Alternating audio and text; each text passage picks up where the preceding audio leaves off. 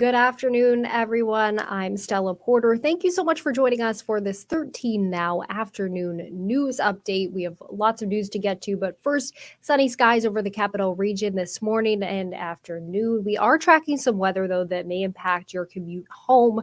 So let's bring in Chief Meteorologist Paul Cayano, who's been tracking what we could see tonight, Paul. Hi, Stella. Yeah, we have a weak front heading our way. So the sun that you talked about starting to fade now behind increasing clouds. It's not raining or snowing yet, but we do have some on the way. And in the meantime, temperatures are starting to climb up above freezing, which is going to be interesting.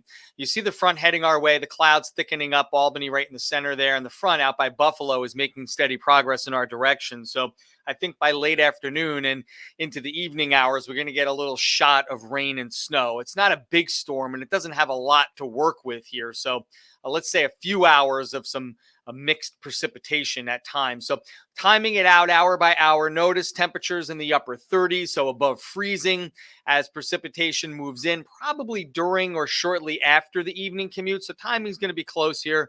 It looks a little messy, 6, 7, 8 o'clock. And I think that most of the wet snow that falls, especially in valleys, will melt on contact, while the higher terrain could get a little slushy coating in spots. But again, I think most of us will get through the evening commute with very little to worry about. The hour-by-hour forecast will show the light and spotty stuff moving in around 5. And let's say if we're going to have any sustained precipitation, whether it be a mix or just some wet snowflakes or raindrops, probably closer to 7 or 8 o'clock before everything moves out later.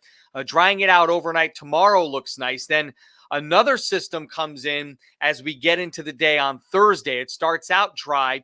And Thursday, another situation where we'll have to watch the temperature because it's going to get below freezing. And then by the time precipitation moves in, right around noon, 1, 2 o'clock on Thursday, we may have some wet snowflakes. But look at the temperatures, 35, 36, 37. So again, one of those types of scenarios where we're talking more about any wet snowflakes melting on contact with the brunt of the precipitation you can see here coming through during the evening commute on Thursday, but mainly as rain. So temperatures close to 40 today with the wintry mix moving in. Short-lived, though, through the evening, then drying out overnight. 33. I think we'll make it back into the 40s tomorrow, a decent day before that rain and mess moves in Thursday afternoon.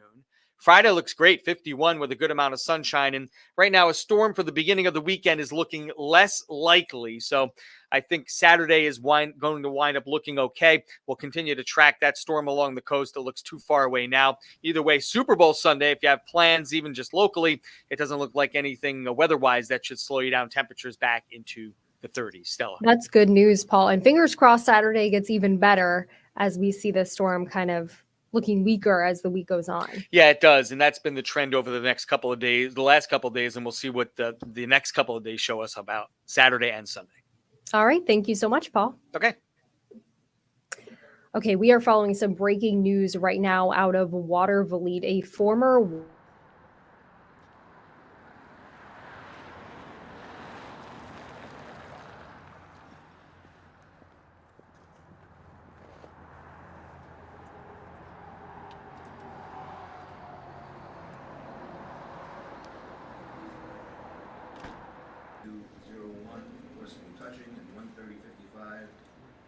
Third, sexual abuse, third.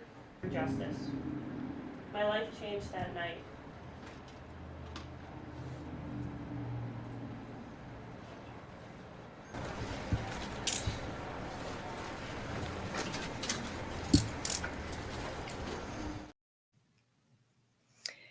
We also have another story out of Watervliet. Police say an experienced scammer stole thousands from an older resident.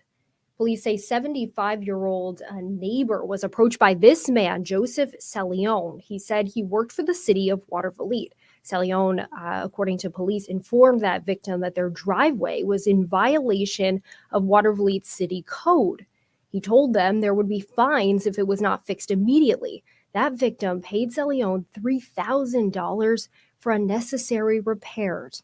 Live at 4, we asked police how to know whether someone is a real city employee or a scammer. We will have that story for you at 4 o'clock.